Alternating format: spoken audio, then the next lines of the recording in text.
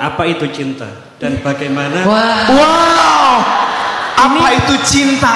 Ini jadi satu tema Kak Buni. Iya, sebenarnya awalnya kan cinta. Next sharing time ya. Apa nanti kita tanya ke Kak Caca aja yang lebih. Jangan dong. Apa itu cinta? Apa itu cinta dan bagaimana caranya saya mendapatkannya?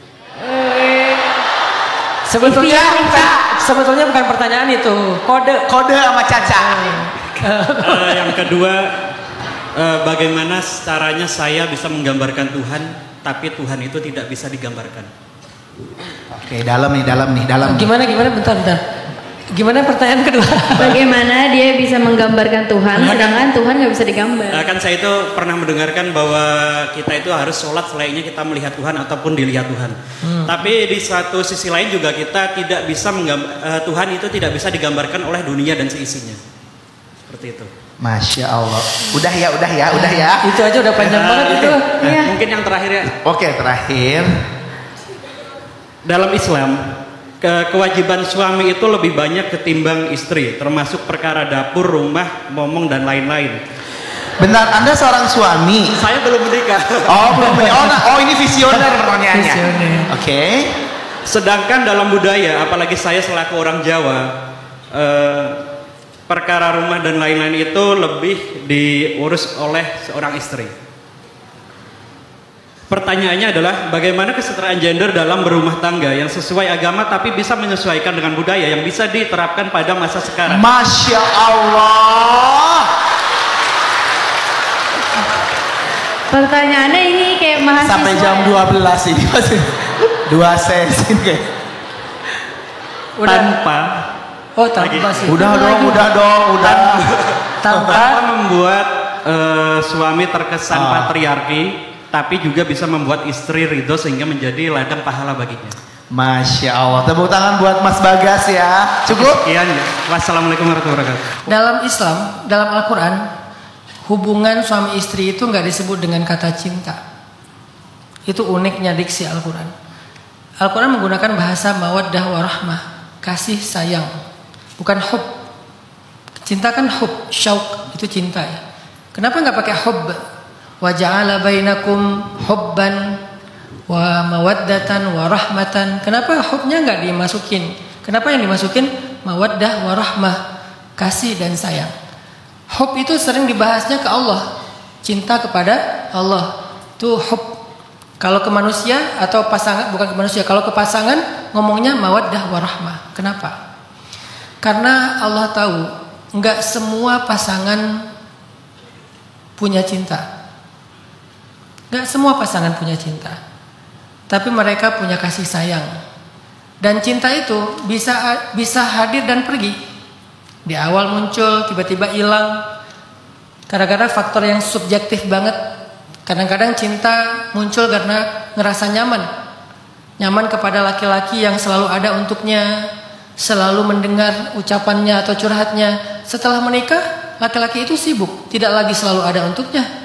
Udah gak sempat lagi dengerin curhatnya karena pulang-pulang udah capek. Lalu rasa cinta itu mulai agak pudar. Rasa nyaman dengan seorang perempuan karena dia cantik, karena dia menarik, karena dia menyenangkan, asik.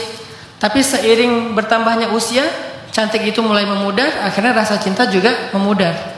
Apakah hubungan mereka akan rusak gara-gara rasa cinta itu memudar? Gak boleh kata Allah. Masih ada mawaddah warahmah, kasih dan sayang. Jadi yang mempertahankan rumah tangga itu bukan hub, tapi mawaddah warahmah, kasih sayang. Harus tetap ada kasih sayang di antara mereka. Dan kasih sayang itu adalah tentang bagaimana mereka menghargai dan berusaha untuk membahagiakan. Dan itulah ibadah tertingginya rumah tangga. Ketika mereka masih tetap menghargai dan terus berusaha untuk membahagiakan. Suami terus membahagiakan istrinya, istri terus membahagiakan suaminya. Walaupun rasanya itu bisa naik turun. Kadang tiba-tiba rasanya itu luar biasa kuatnya, tiba-tiba betapa lemahnya. Atau bahkan ada beberapa pasangan, mungkin kita nggak ngerasain itu insya Allah. Tapi ada beberapa pasangan yang menikah tanpa cinta. Kalau orang dulu kan menikah tuh nggak selalu karena mereka tertarik ya. Bisa jadi karena hubungan dua klan, pernikahan politik. bisa jadi karena masalah-masalah yang lain. Banyak faktor kenapa mereka menikah. Nggak semuanya karena jatuh cinta terus nikah. Apalagi dengan keluarga-keluarga kerajaan. Banyak dari mereka yang menikah bahkan dinikahkan gitu, dijodohin. Bagaimana mereka bertahan? Mawaddah warahmah. Kalau ditanyanya cinta dalam konteks keluarga. Terus sekarang pertanyaannya tadi, apa itu cinta? Bagaimana mendapatkan? Kalau cinta secara umum, cinta itu adalah rasa yang kuat di dalam hati. Rasa yang kuat di dalam hati. Rasa apa? Rasa tertarik, rasa nyaman, rasa bergantung, rasa nerima, rasa rindu. Makanya cinta juga disebut dengan syauq, rasa rindu yang luar biasa. Itulah hub, itulah cinta yang kuat sekali dalam hati. Sehingga kalau kita punya rasa itu kepada Allah, berarti kita mencintai Allah. Kalau kita punya rasa itu kepada Rasul, berarti kita mencintai Rasul. Kalau kita punya rasa itu kepada pasangan, berarti kita mencintai pasangan. Rasa yang kuat, apa rasanya? Rindu, terikat, nyaman, tertarik, percaya, pasrah, nerima, menghargai. Semua rasa-rasa yang indah yang membuat kita bahagia di dalam hati kita, itulah hub dalam Islam. Dan itu sifatnya sangat fluktuatif kayak iman, naik dan turun. Yang akan menjaganya apa? Iman. Yang akan menjaganya apa? Mawaddah warahmah. Kalaupun kita ngerasa rasa itu agak kurang nyaman, terganggu, mungkin oleh perilaku, mungkin oleh kekecewaan, terganggu, mawaddah warahmah nggak boleh berkurang. Cinta boleh berkurang, mawaddah warahmah nggak boleh berkurang. Itulah yang mempertahankan keluarga. Kalau mawaddah warahmah udah berkurang, keluarga itu udah rentan sekali dengan perpecahan. Mungkin seorang istri ada masanya marah banget sama suaminya, kecewa banget sama suaminya, tapi masih membahagiakan suaminya semampu dia, maka dia mawaddah warahmah dan dia orang yang sangat dicintai Allah. Mungkin suami pernah kayak bete banget sama istrinya, kayak ngerasa mentok banget kepada istrinya, nggak dapat sesuatu yang diharapkan dari istrinya, tapi mawaddah warahmah dalam bentuk nafkahnya nggak boleh berkurang. Nggak boleh ketika kita lagi bete nafkahnya dikurangin di awal bulan. Ketika istri lagi bete, istrinya nggak mau lagi menyenangkan hati suaminya di rumah dan seterusnya, nggak memberikan lagi hak suaminya di tempat tidur, nggak boleh. Dia semampunya untuk memberikan hak. Itu arti hub. Terus nyambung kepada yang ketiga. Bagaimana dengan masalah kesetaraan gender? Islam itu nggak menganut kesetaraan gender.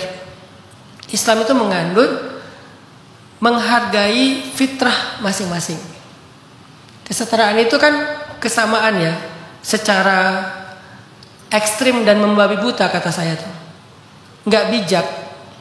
Padahal tanpa kesetaraan pun sebetulnya nggak ada yang terzalimi baik laki-laki maupun perempuan.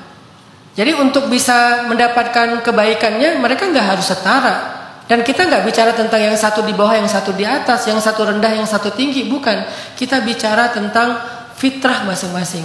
Siapapun yang bisa menghargai fitrah itu berarti dia memuliakannya.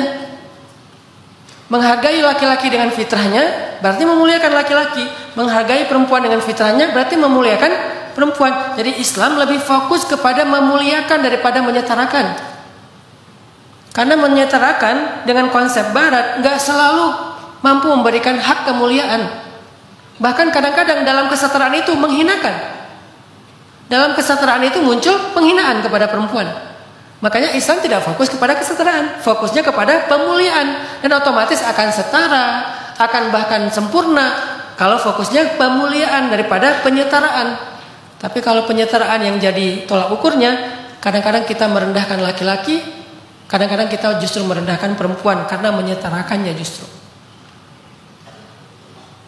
Terus masalah dapur, apakah itu adalah menjadi salah satu contoh ketidaksetaraan laki-laki dan perempuan? Enggak. Pertama, ini saya klarifikasi. Nabi itu kata Sayyidah Aisyah, ini Aisyah ngomong ya. Ketika ditanya apa kesibukan Nabi di rumah, wahai Sayyidah Aisyah, kata Aisyah, Nabi di rumah mengerjakan kerjaan istri-istrinya, mengerjakan kerjaan keluarganya. Apa maksud dari sini? Ternyata ada dua kalimat di sini yang kita bisa highlight. Satu, kerjaan istrinya, kerjaan keluarganya. Berarti emang rumah itu emang tanggung jawab istri. Secara tanggung jawab ya. Secara tanggung jawab itu tanggung jawab istri emang. Makanya perempuan yang paling baik itu adalah yang paling baik dalam mengurus rumahnya. Jadi istilah dalam Al-Quran itu perempuan itu yang paling baik adalah yang menetap di rumahnya. Saya nggak menerjemahkannya berada di rumahnya dengan bersembunyi, bukan. Menetap di rumahnya itu terjemahan saya adalah dia mengurus rumahnya.